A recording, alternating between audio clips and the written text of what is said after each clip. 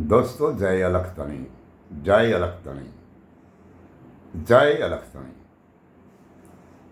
दोस्तों, आज हम जो बात करने जा रहा हूँ, इस बात पर सभी हमारे प्रिय जिज्ञासु प्रेमी भाविक भक्तजनों और जति और सती और हंस, महाहंस और परमहंस, इन सबको मेरी ओर से फिर से जय अलखधनी, जय अलखधनी, जय अलखधनी। तो दोस्तों, मुझे और आपको ये समझना जरूरी है, हमारे महानायकों ने, हमारे संतों ने हमें कौन सी सीख दी गई है, हमें किसकी बात स्वीकारना होगा, ये सही रास्ता कौन है और गलत रास्ता से हम बहुत चल चुका हूँ।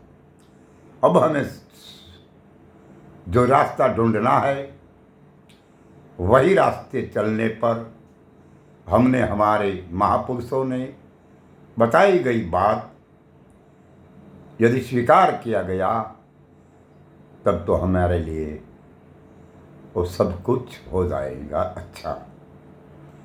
तब दोस्तों सुनिए, महापुरुषों ने हमारे और आपके लिए क्या कहा है, क्या करना है, क्या नहीं करना है। कोई महापुरुष एक कहते हैं, ये नाम समोवड़ कोई नहीं है, जप तप तीर्थ व्रत और जोग, नाम के बिना और कुछ नहीं है। तुम जप करो, तुम तप करो, तुम तीर्थ करो, तुम वसूलात करो, मगर ये नाम के बिना कुछ नहीं है।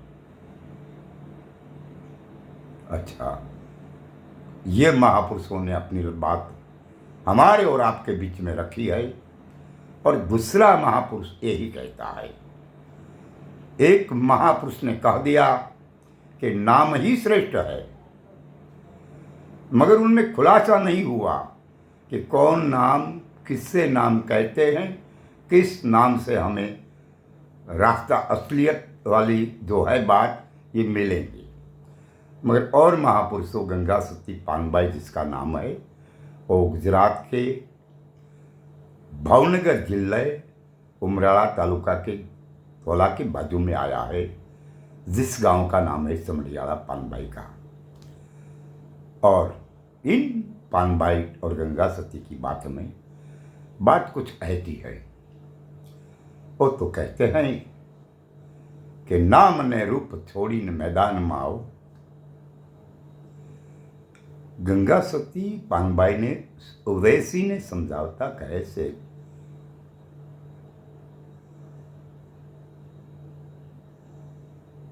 कि नाम ने रूप छोड़ी मैदान में आओ, तो बताओ मैं हरि का देश। वो तो कहते हैं कि तुम जिस नाम को पुकार रहे हो, वही नाम को छोड़ दो और इस रूप को भी छोड़ दिया जाए, और बाद में तुम मेरे चरण में आ जाओ, तो मैं श्री हरि का असली बात जो है वह मैं बताऊंगा। और ये कहते हैं ऐसी बात। और एक महापुरुष ने कह दिया है कि नाम समोवड़ कोई नहीं है, और गंगा सती कहते हैं कि नाम को छोड़ दिया जाए। फिर हमें क्या करना पड़ेगा? 845वीं साल में आटकोट में लोयन सती नाम का एक बाम सती था, हो गया। उन्होंने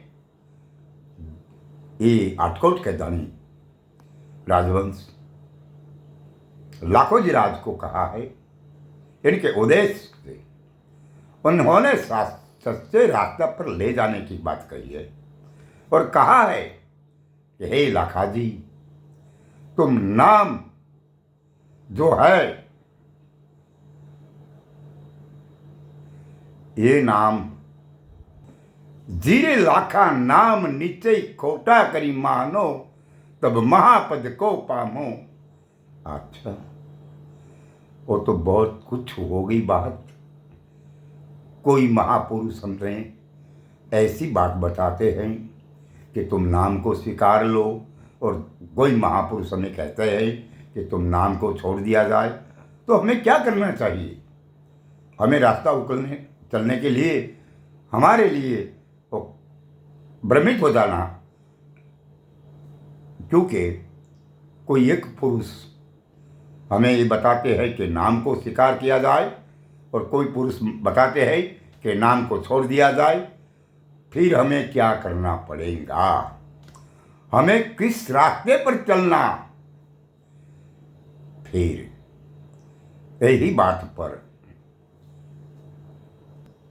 जब गंगा सती ने पानबाई को कहा कि नाम ने रूप मिथ्याकनी में आइए मैदान में बताऊंगा हरि का देश, तब उन्होंने भी ऐसा कहा पानबाई ने मेरी जान खातर कि हे महाराज श्री, आप कहते हो कि नाम छोड़ो, और घड़ा बधा लोगों और महापुरुषों कहते हैं कि नाम को छोड़ दिया जाए, और आप भी कहते हैं कि नाम को छोड़ दिया जाए, और कुछ महापुरुषों कहते हैं कि नाम के समान कोई है ही नहीं, तो हमें क्या करना चाहिए? इस वक्त पर बहुत कुछ अच्छी बात कही है गंगा सती ने। तो बेटे सुनो, हम जो बात बता रहे हैं वो ऐसी बात है, पहले तो संत महापुरुष को वचन पर अपने विवेक से सुनना समझना ये जरूरी हो जाता है। इसीलिए गंगा सती ने कहा है कि विवेकी जो नर नारी, क्या कहा है? विवेकी जो नर नारी उसको ब्रह्मादिक लगते हैं पाए। हर एक शब्दों महापुरुष का है, इन हर एक शब्दों से विवेक से समझना चाहिए।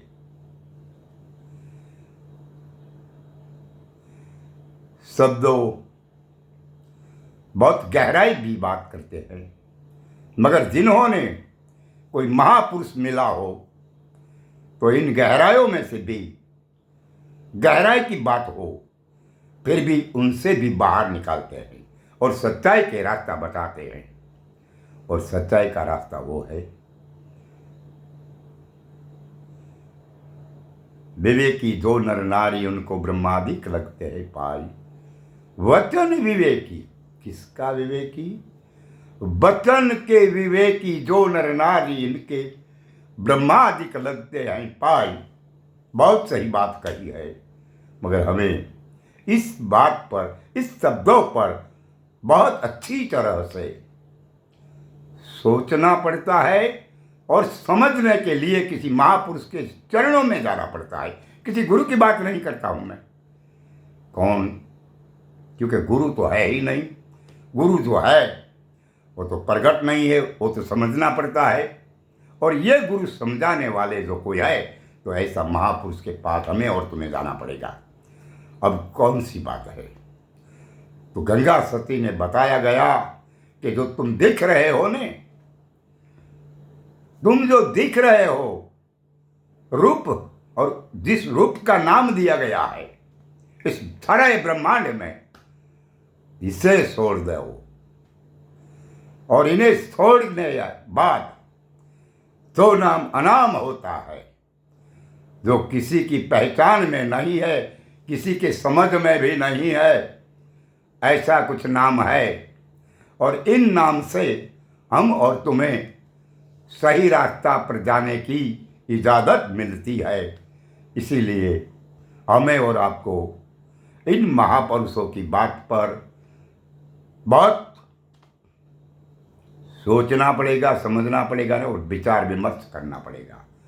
लोग जो कुछ कहते हैं वो तो इनकी बात है, पर हमारे महापुरुषों ने जो हमने कहा है वो यही बात है।